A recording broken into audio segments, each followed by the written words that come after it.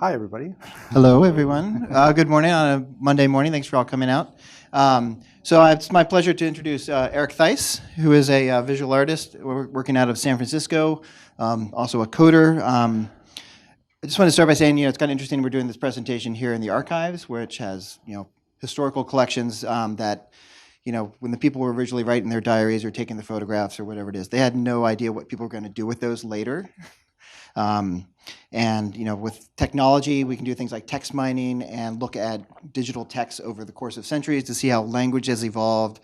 So technology really enables us to take existing things and turn them into something completely different. So I first met Eric a couple years ago at a FOSS4G conference. For those of you who have never attended, which is probably everyone in the room, that stands for free and open source software for geospatial. So it's a lot of software developers, a lot of mappers. And what I found kind of interesting about Eric's work is that,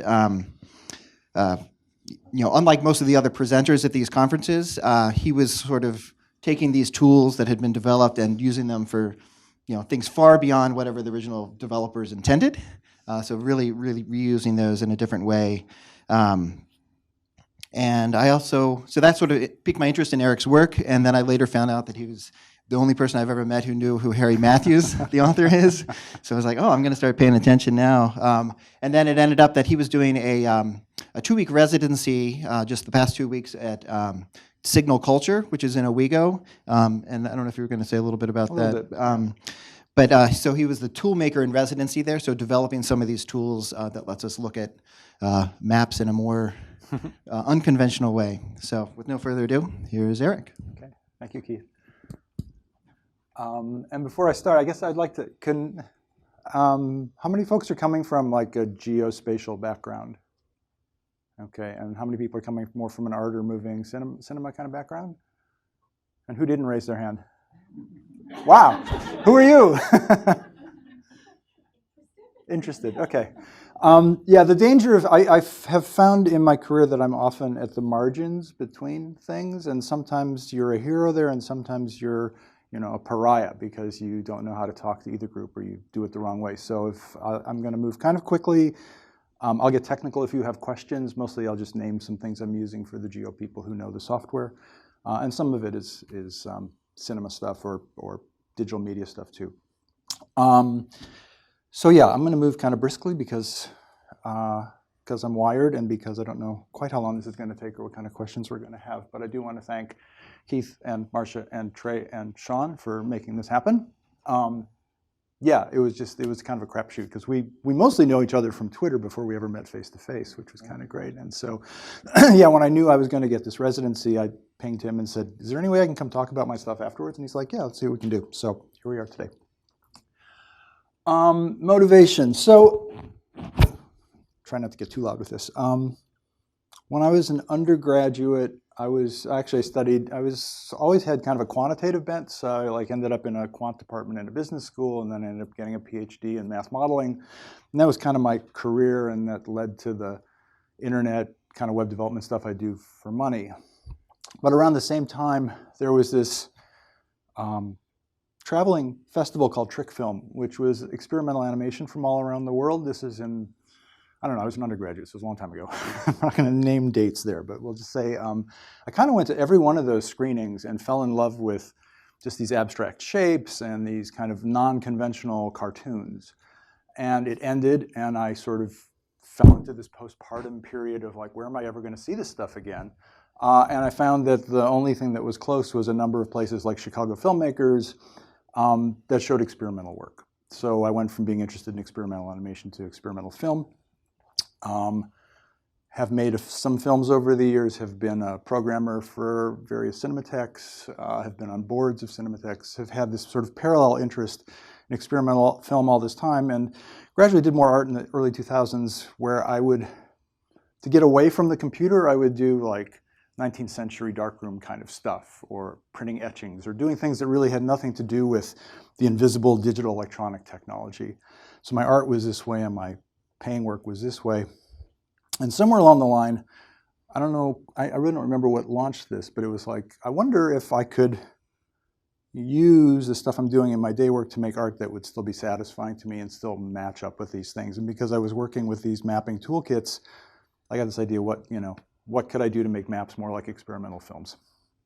And I gave a talk on this at State of the Map in DC, which was probably 3 or 4 years ago, and presented a few things, and then really haven't had time to work on this in the interim. So what's the next slide here?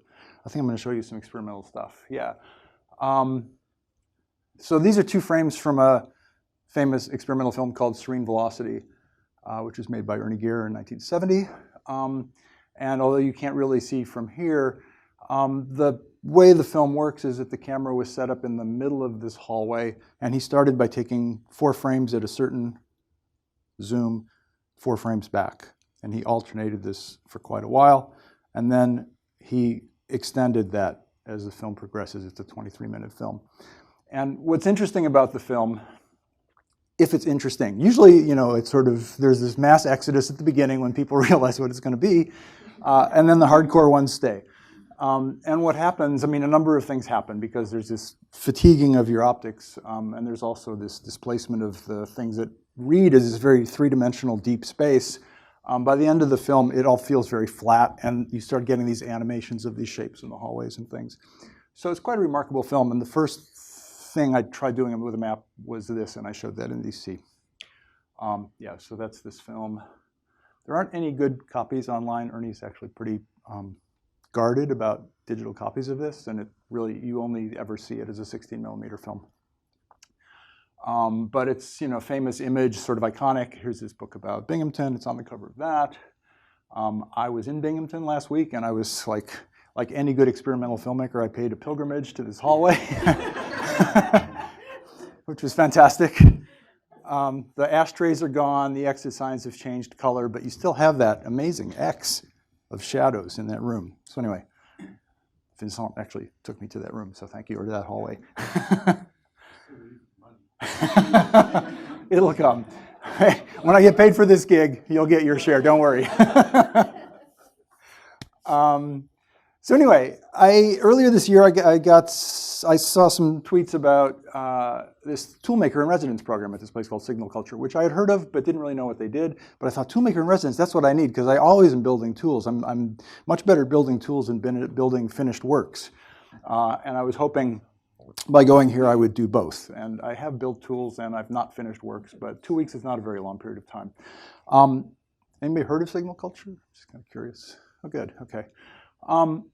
My understanding of Signal Culture is that at Binghamton and Buffalo and in New York State in general, there was a lot of interest in experimental film, and as video became available, people started doing experimental video. Some things started at Binghamton that eventually spun off from the school and became the Experimental Television Workshop Television Center, which was in Owego because rent was cheap and space was easy to get. And that eventually closed, and the torch has been picked up by a husband and wife who no longer live there but still run this building, the one on the left, the yellow one. And up here is where the artist in residence is. There's usually an artist in residence who comes for either a week or 2. And then down here alternates between toolmakers and researchers. Yeah, and that's what it looks like. I like this building next door and this strange tunnel between them, so that's why it's not quite centered on Signal Culture. That's the front staircase. There is some vegetation in there. But there's the library. Once again, the Serene Velocity shows up on the bookcase, but also this massive tome about the work that happened in Buffalo. More books and projectors and toys.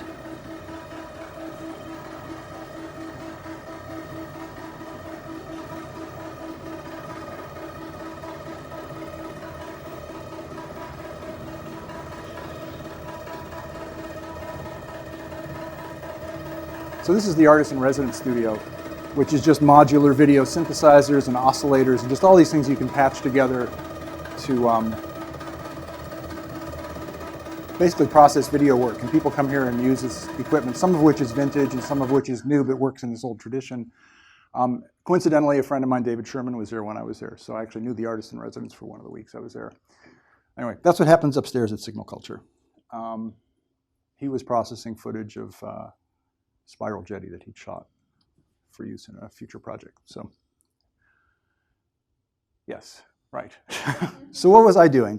I was going to work on these various projects that kind of riffed off of specific films or specific techniques that filmmakers used that I was interested in trying to bring those into the world of maps somehow.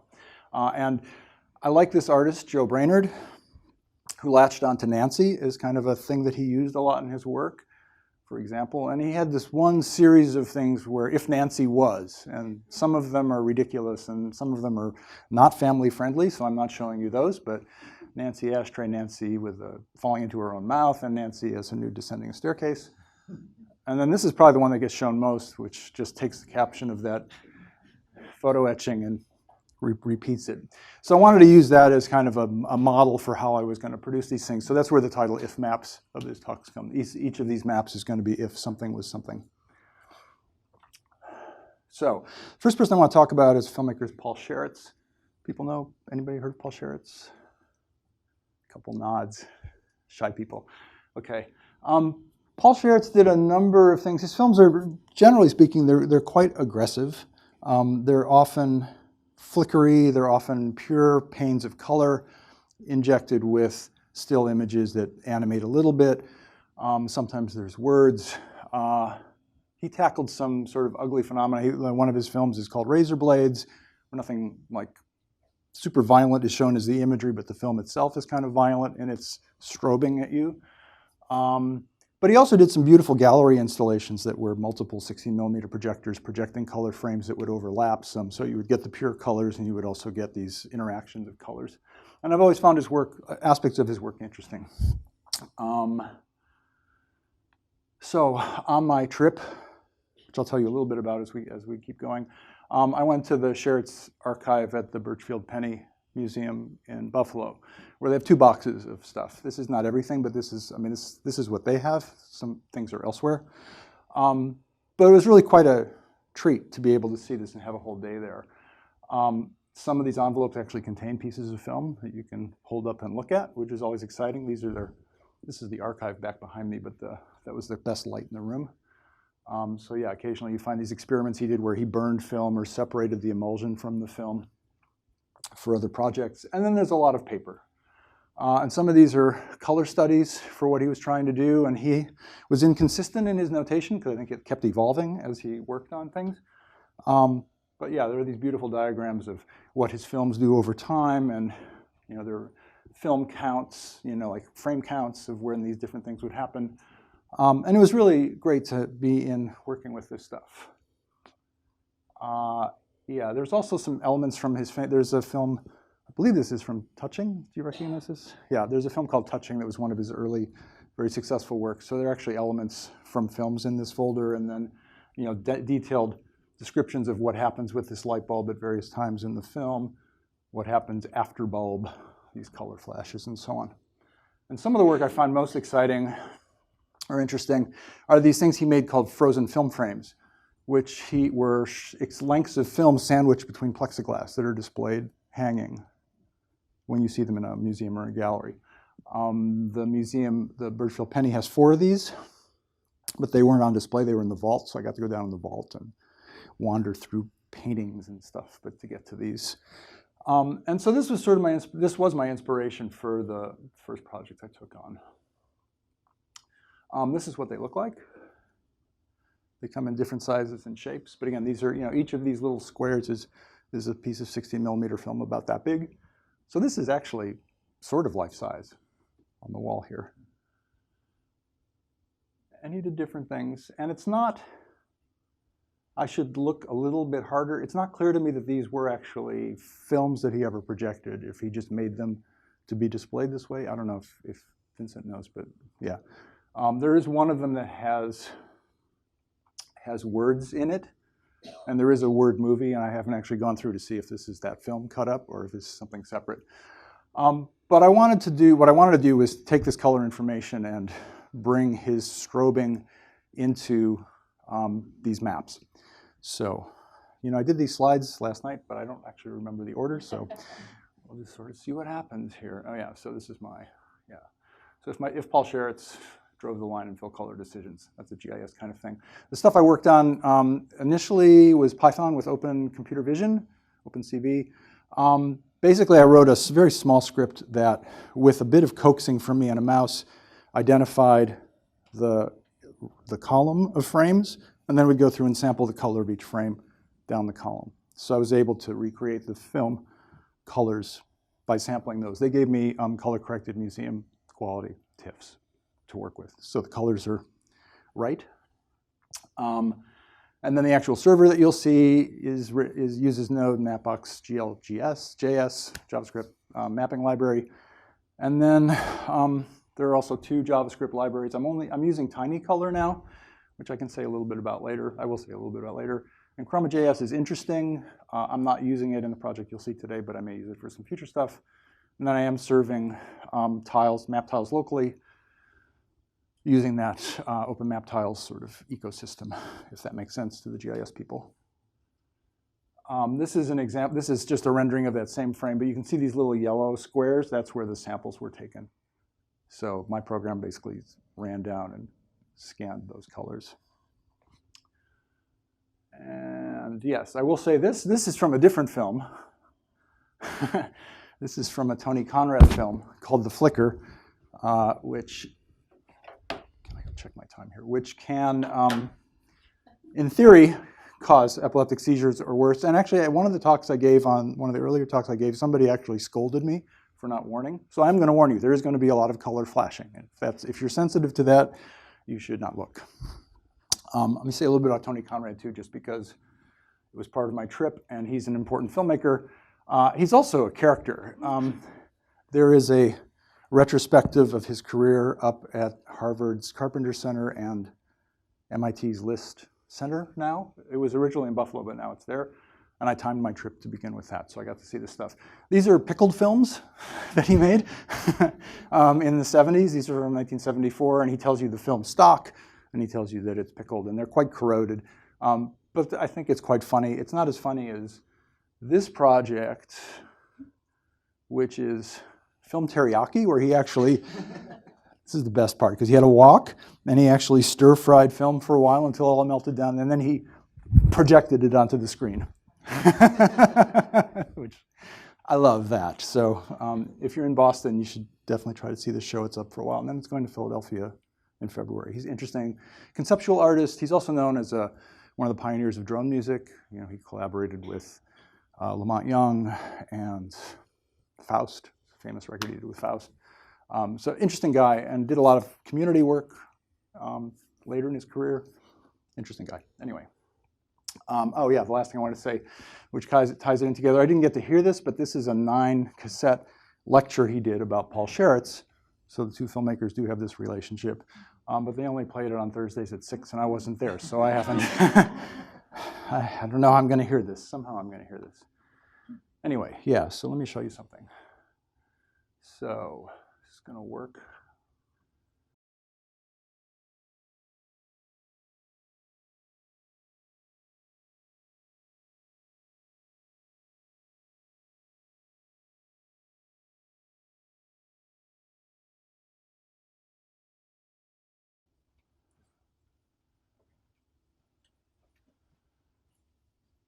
So this is kind of the experience of seeing a Paul Schertz film. The films often go faster than this. I think I'm a little slower than film speed. But this is actually the frames in the first of those frozen film frame things that I showed you. And then this is one of the other ones, I think the third one. This one has more reds and blues. It's more saturated colors. And I don't want to state the obvious, but you know, watching these things for even a short while, you start getting vignetting. There seem to be gradients in there. Colors affect the color that follows. I mean, there's a lot of color theory kind of things happening here, which some people find very annoying and some people find very pleasurable. I find it kind of fascinating. I'm interested in, you know, what a burst of color will do to the color following it. And he was also interested in this. What was interesting about going through the archive of Schertz is that he's quite imprecise about color. Like he just says red, blue, light blue, dark blue. Like the most exotic color specification he said was lavender. You know, so this is not somebody who worked with Munsell color samples and was very specific.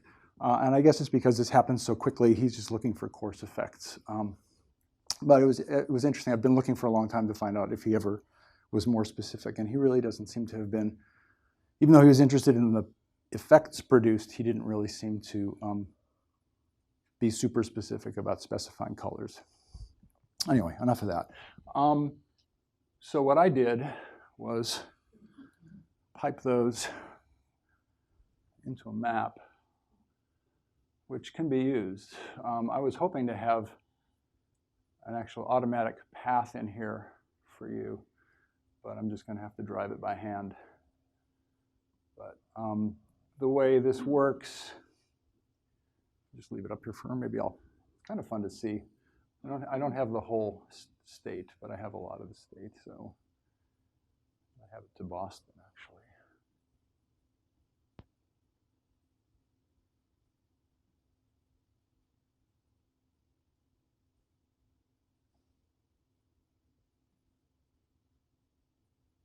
Yeah, let's just leave it like that. That looks good. So the main color driver is the one from the film frame series, which ends up as the background, which also ends up in parts in the map where OpenStreetMap data doesn't have proper coverage, so there is some leakage of background through.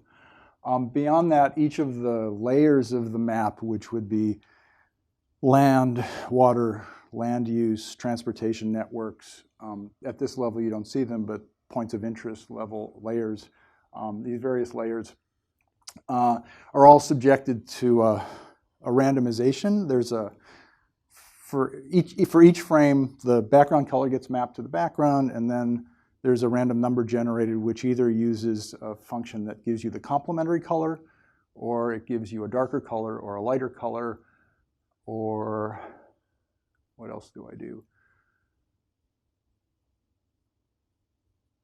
There is something that gives you a series, right? There's one that gives you an analogous, like a color ramp.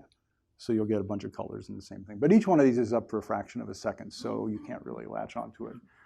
But anyway, this is kind of what I was hoping to get this out of my residency, which may sound simple, but it took a bit of work, and I'm glad it's here.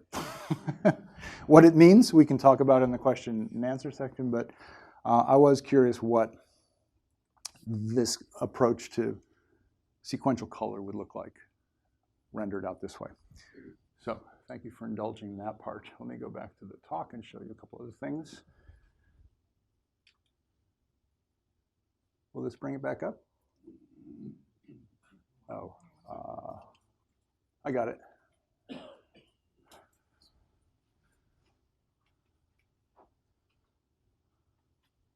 Thanks.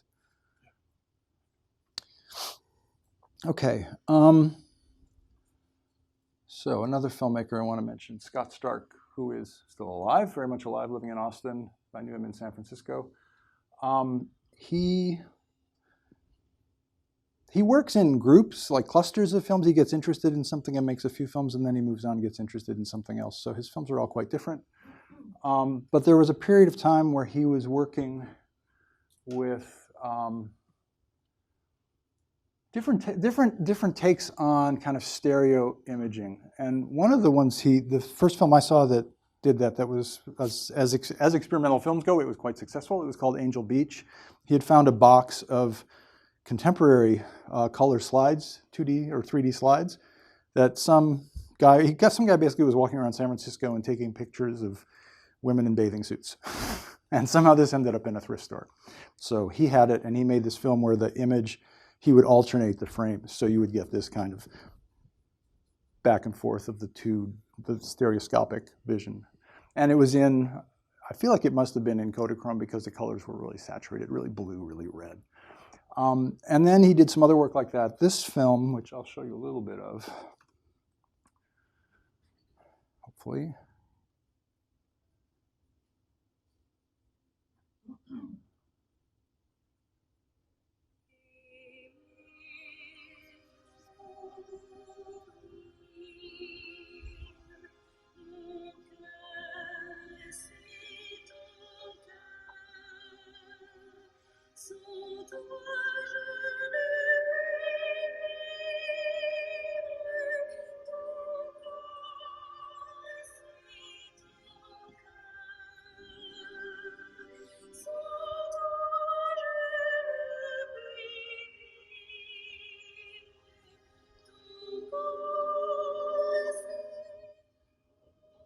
Anyway, he essentially traverses this shopping mall with, I think, a piece of wood with 2 video cameras towed in on it, making footage. And so there's several sections of this film, but it has this kind of bouncy pseudo 3D effect to it that's also jarring but kind of interesting, I think. And Scott's a friend, so I'm always interested in his work, and this one sort of stuck with me, although I don't think it's one of his better-known films or videos. So I was curious about doing the same kind of thing with a map and what that might look like. And since he was a friend, and since we both have this curious, and we both lived in a place and then got a new place in the same year, and now he's gone, but he still has the place. So I did a GPS tracking from walking from my house to my old house to his old house to his new house, which is in a neighborhood of San Francisco called Noe Valley. It sort of starts in the Castro and goes through Noe Valley and ends up in the Mission and Bernal Heights, if you know San Francisco. And what's curious about it is that a lot of filmmakers at the period I'm interested in lived in that neighborhood, and I visited them. So not only am I visiting his house, but I'm also going past Barbara Hammer's place, if you know her work, Michael Wallen, Warren Sombert, a few other people lived in that neighborhood. So the finished piece, which there will be, but it's not done yet, will probably have a voiceover of some recollection of going through. So, the other thing that's interesting is this neighborhood. By the time I moved there, this wasn't so much true, but it was a kind of out of the mainstream working class neighborhood in the 80s, up until the 80s. And now it's a bedroom community for Google employees. And actually, Mark Zuckerberg lives at the top of the hill in this neighborhood. So it's become this very difficult place to find housing. It's very expensive, becoming posher, I guess, would be the thing to say. Anyway, so that's part of that. What I'll show you involves a little bit of use of a programming package called processing, which people use to teach art, and it's quite powerful. It's actually a subset of Java, but it kind of separates new programmers or non-programmers from the Java world. Do people use processing? Anybody work with that? It's not, I don't know. It's sort of mainstream now. It also seems like it's less interest. And if I were going to do this again, I would redo it in Python. But I used it. From that, I took information and put it into a PostGIS database. I was using Strava to do my GPS stuff, and Tom McWright wrote a library called Strava GeoJSON that basically will pull your Strava tracks into GeoJSON for easy to map. And then this other stuff we've talked about before. Tagola is a different open source tile server, which I've worked on at the beginning part of this year, but I probably won't keep using that, but I'm using it for today's demo. Yeah, the processing thing I used basically analyzed film frames and then showed the color breakdown, which is quite interesting, actually. It's a very powerful thing to do. So it would tell me, for that section, I did break it into sections, 15% of the color throughout that section was this dark black and gray and so on. It gives you the RGB coordinates and tells you that there were 374, and you can control that. But different sections obviously have different color signatures, I guess you could say.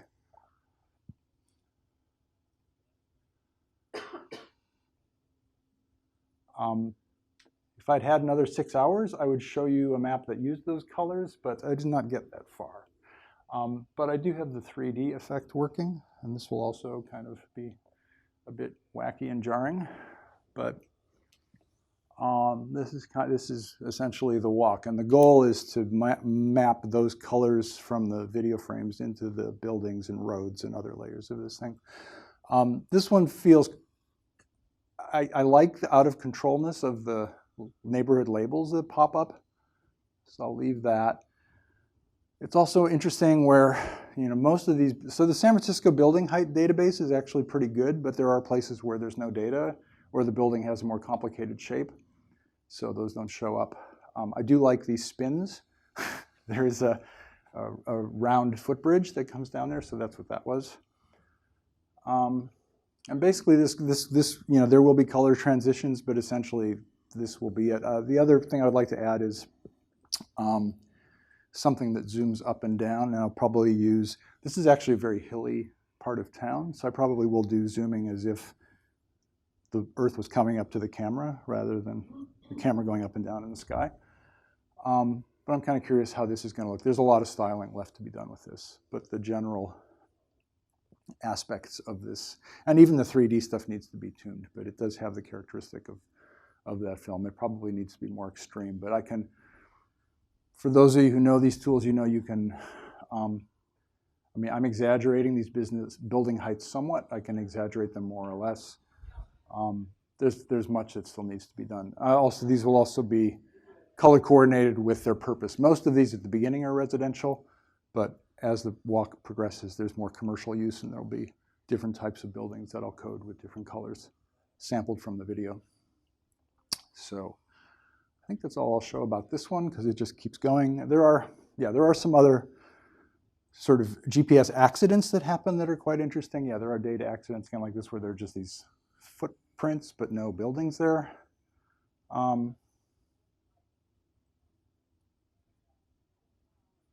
This is all new work, so I'm still learning how to see it and what to do with it, or if there's anything worth doing with it. Anyway, there's that. I want to show you one more project that I took on for quite a different nature, and then I can take some questions. I'm on the internet, sweetie. Okay. Yeah, we were actually talking about this on the drive-in, sort of, this morning, about how cartographers will do a lot of work in either QGIS or ArcGIS. And then if they're making a static map, they'll pull it out and take it into Illustrator and do all sorts of, you know, Bezier curves things and really tweaking the lines and the pattern fills and all these sorts of things. And I'm not going to go that far, but I am kind of interested in having a better way of styling web maps, or more quickly styling web maps. And I had a flight of fantasy with that, which I'll tell you about in a second. But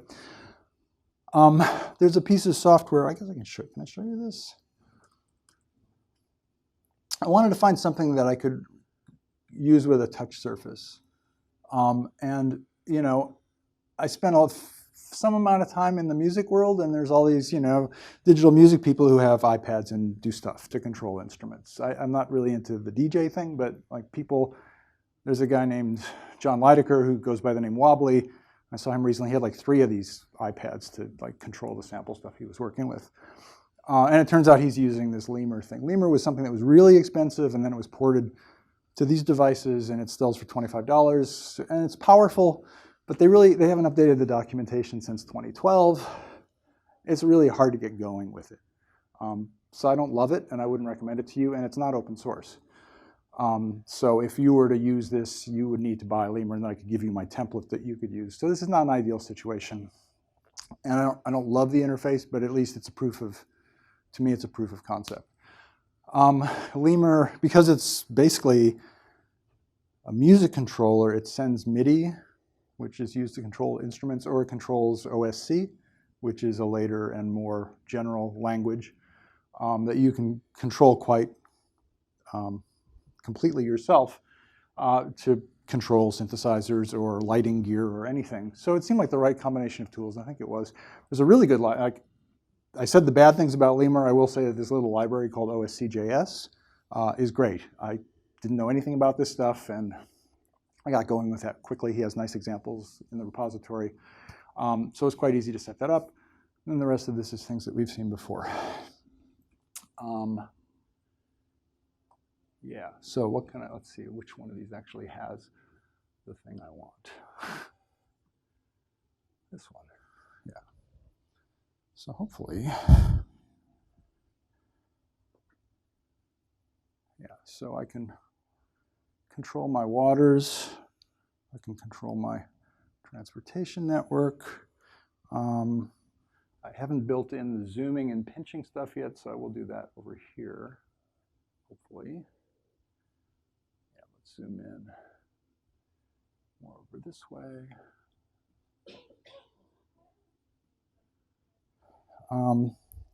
So I can control bearing with this, which is fun, especially when you combine it with pitch. So you can get slopey stuff, spin things around, but then you can work to color various elements. The way this thing works, I have color wheels associated with each layer, the same layers that we've been using all day.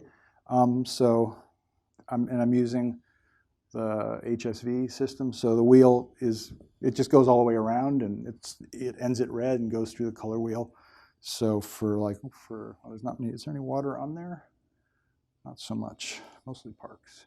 Yeah, so I can go through all the colors of the rainbow for parks. And then I also have control over saturation and value, so I can bring it down or punch it way up in terms of the saturation. It needs some work. I can also control transparency, which is kind of the nicest thing. Yeah, and that's that for this. So this is really the tool that I built on my Toolmaker residency, and I think it's a good tool because I'm excited to play with it. And every time I play with it, I think of like 6 new things to add to it. So I'm going to need to be able to save profiles, load profiles of things that I've done. I need to make it better and have multiple screens to do this. And I also need to get some more control over the fonts and the lettering and the labels. What I would like to do also is make this a kind of performance tool. So instead of a DJ or a VJ, I could be an MJ, I guess. And have some prepackaged effects where I could just hit a button. I mean, there are a few, we were talking about the word detent yesterday, so like if I'm tired with this pitch, I can just hit this button and it goes back to flat. And if I'm tired of fooling around with north-south, I can just make north to the top again. So there's a couple things that are quite quick that way. But there's lots of things to add to this. But yeah, the way it works, this generates those OSC messages, which are picked up by a server here, fed to a WebSockets server, and that's read by the Mapbox style sheet.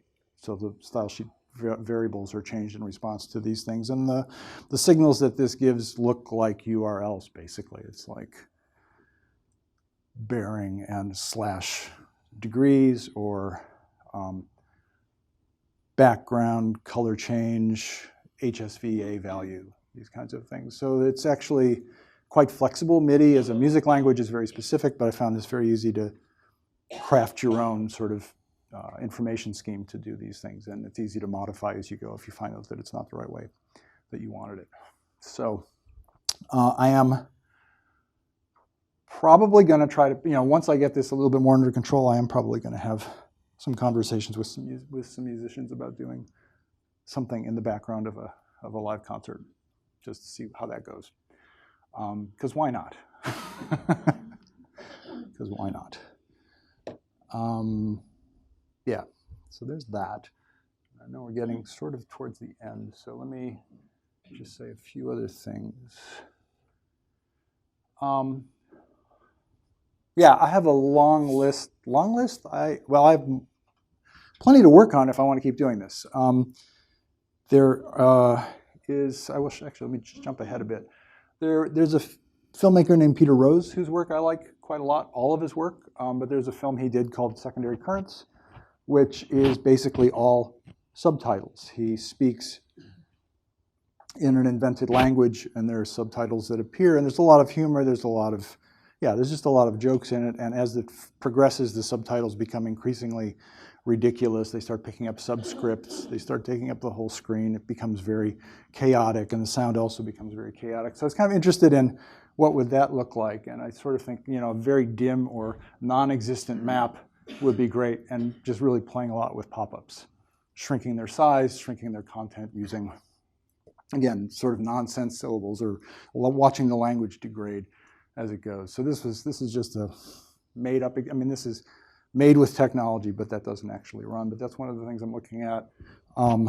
There's a filmmaker named Martin Arnold who did a lot of work with found footage, and he would, as some of these films progress, there would be a flipping of the image. So I'm kind of interested in what if you're looking at a map, and as you pan across it, the landform reverses or flips this way.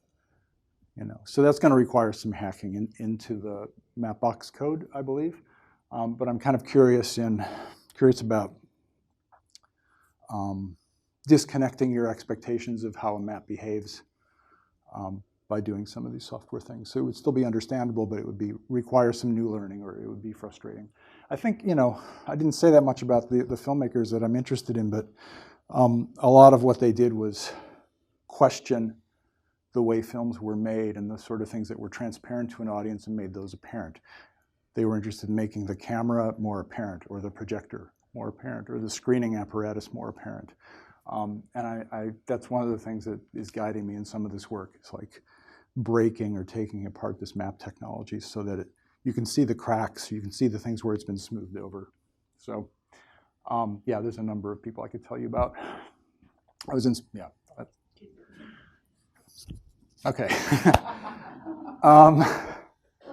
There are some JavaScript libraries that allow you to basically do frame grabs in an automatic way and output them to some video file directly, so I don't have to do screen capture, and it gives better results.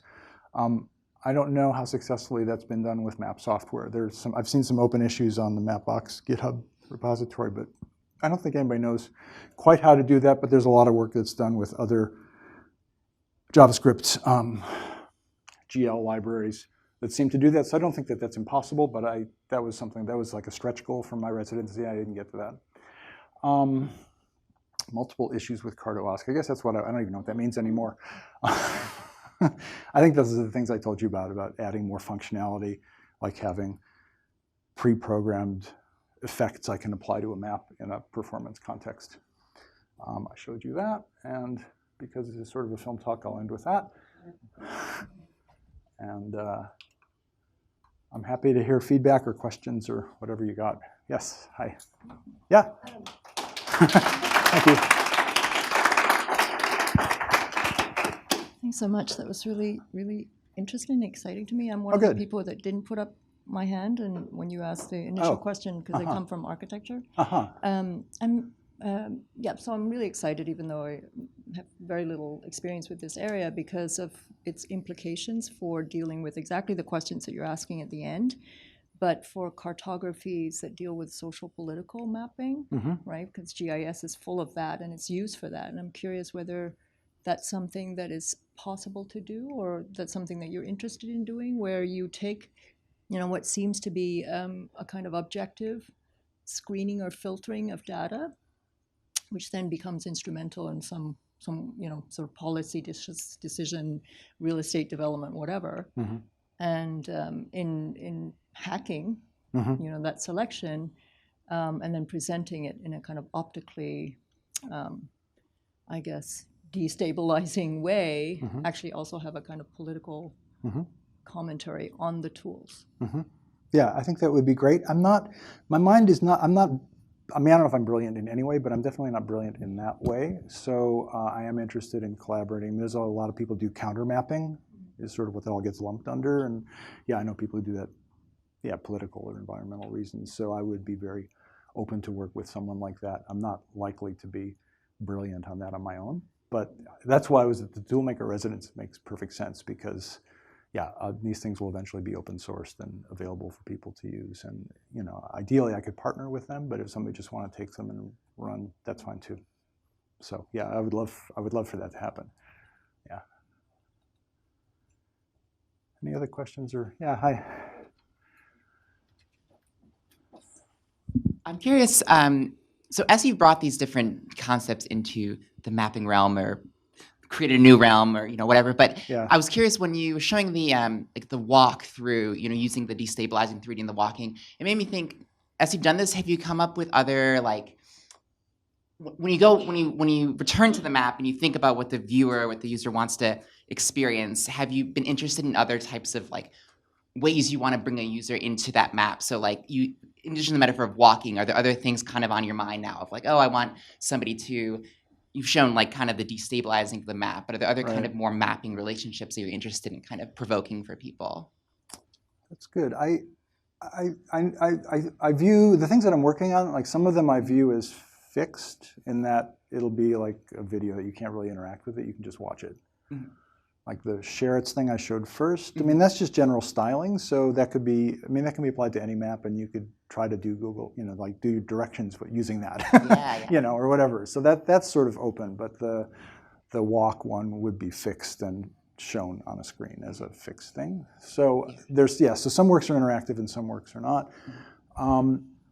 And again, I feel like, at least at this stage, it's more, I'm curious about the tools. So like the idea of the map flipping and seeing what people do. Like I want to show it to people and share it with people and see what they say and then maybe take it on. So I'm not gonna, I don't feel like I'm in a position to drive that experience yet, but I'm interested in all of them. The more I work on it, you know, the more ideas come, which is exciting. Yeah. It was just neat to see like the way you've been thinking, and then it plopped into this metaphor of a walk because it felt a certain way. Which was cool. Yeah.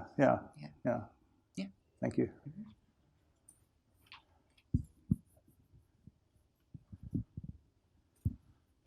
In your walk, you seem to have adopted an oscillating viewpoint rather than a switching viewpoint.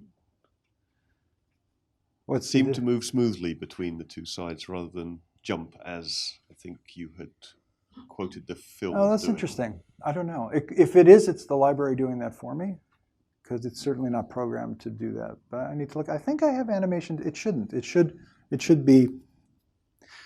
I mean, part of that is by perception. I don't know. Well, it is perception because I mean, you know, it's you know, like you come up to a railroad signal that does this. And sometimes you see that as a movement, and sometimes you see it as lights, and it depends on, you know, how far away you are and how far apart those are. So there is a lot of animation that happens in you know, behind the eyes in your brain. So it could be that, but I should also check because I'm unsure. But it shouldn't. The movement should be smoother if that's what was happening. It should be this view, this view, this view, this view. But I'll take a look. I'll follow up on that one. And Okay. just as I was viewing your map and the other work with the shopping mall, I found that the difference between the two images seemed to be much wider than the normal eye would encounter. Yeah. And I think it's more compelling, like if it's closer. You do? For me, yeah, like the 3D effect is just so amazing. Looking at other works like that or playing myself with still photography. And that's just a qualitative feedback. Yeah. But my question, I guess, is have you played with that much? In developing that, I did definitely change with the, you know, the math, like where the vanishing point was and where the camera was and what the angle was. But that's, you know, to get kind of back to your question, like that should be a slider where you could choose. So if you want resolution and you want to try to get accuracy, that's fine. If you want to kind of disorient people and maybe give somebody a headache, you could do it the other way. Because I try to be, you know, democratic or open to that. So yeah, putting a slider on that where you could set that yourself and see what that's like would be quite interesting. And it has been on my mind. Yeah. Cool.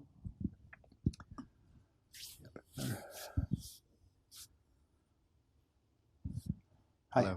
Hello. I guess it's a two-part question. One is about the work that you showed, and then the second is about how you integrated it. So the Paul Sherritt's work, or Sherritt, I don't know if I'm pronouncing it properly. Yeah, Sherritt. Where did he, like, how did he generate those colors in that work? Did he like take, you know, images of red or blue or yellow? And then secondly, in the integrating of that color scheme into maps, was there something that was tickling you about trying to figure out like how this would work, or was there something about destabilizing color coding in maps? Or I'm just curious about what shifting those colors into the maps was doing. I know you were experimenting and seeing if you could just do it, but the politics of coding, it can be quite expansive. Right. Yeah. So just right. Yeah. The first question, I believe he did a couple of things. I think that at the time, people were still taking color theory classes with Joseph Albers, and there were these books of silkscreen pure color that people were fascinated by. And I know that, surprisingly, given his later work, Richard Serra made a film from one of those color books, which I've never seen. I don't think they distribute it, but I mean, his work is so either rusted or, you know, very dark. It's kind of amazing to think of him working with a color sample book. So I think Sherritt's used, you know, cards of color and photographed those on an animation stand. But But also, if you go through the archives, there are lots of combinations of gels. So it's also possible that some of the works were made with white paper and just a gel in front of the camera. I don't know if you know if that's true, if both of those things were done, or okay. I mean, he's one of my experimental film friends who teaches at Binghamton. So yeah, I know who to ask that to, but I haven't asked. But anyway, it was one of those. Like he did it on an animation stand, and it was either with gels and white cardstock, or he actually was photographing color. I mean, I do know he used cardboard that weren't always, like they were sometimes, if you look closely, there's like dust or scratches and things that showed that were not, they were really hand produced sometimes. Yes. Yeah. Which is a little different than manufactured, Right. So that's what I know. And the other, I mean, from some of the elements I found in the archive, it was done on an animation stand. So that's how he made it. And his writing is, the notes are interesting because a lot of the notes are about, like, this is a mistake and we have to redo this. So he was very careful about the counting, and maybe he had an assistant or a student do some of it, and then they had to redo it and send it back to the lab, and there's instructions to the lab about what to do and so on. As far as what I'm doing, like at this point, I really feel like the map is a canvas for abstract mark making. And so I'm thinking about what layers give me the percentage of screen space that I want to be a certain color.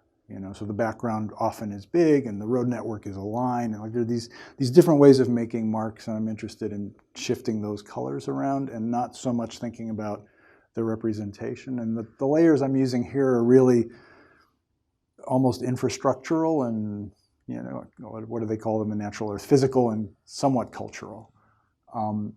So I don't feel like I'm coding. At this point, I'm not coding the sort of information you're asking about, like population or income or demographic or other type of information. So that's further down the road.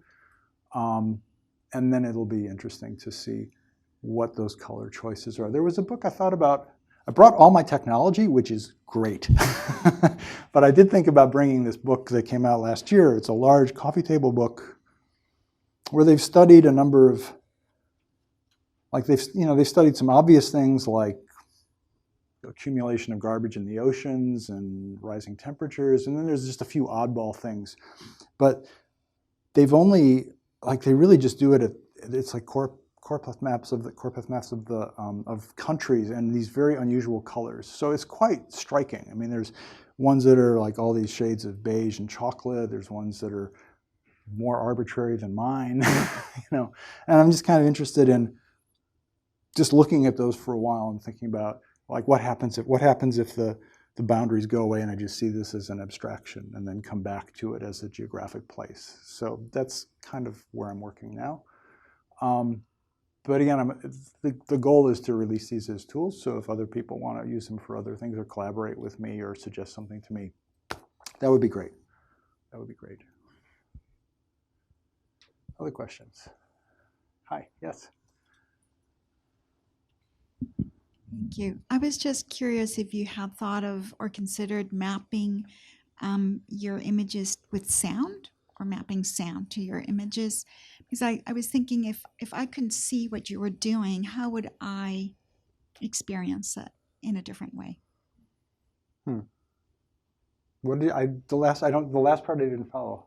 Just how if I didn't have my eyesight, how would I experience your art? Uh-huh. And so I was wondering if there would be sound that could translate what you're trying to illustrate or show us. That's a great question. I don't have an answer to that. I do hope in the walk piece. So his soundtrack is just a playing of a French recording of like a holy writing of some kind. I haven't gone quite into it. I mean, I think it's contemporary music for it. I mean, it sounds old, but I think the writing is old and the music is new, but in an old style. And I was thinking I would inject sections of that depending on probably the spinning of it. Like there would be me talking, but there would be other sounds fed into it, and something like that would rise as the image sort of did this, which it does quite frequently. So that would be kind of a direct mapping of the map to a sonic quality.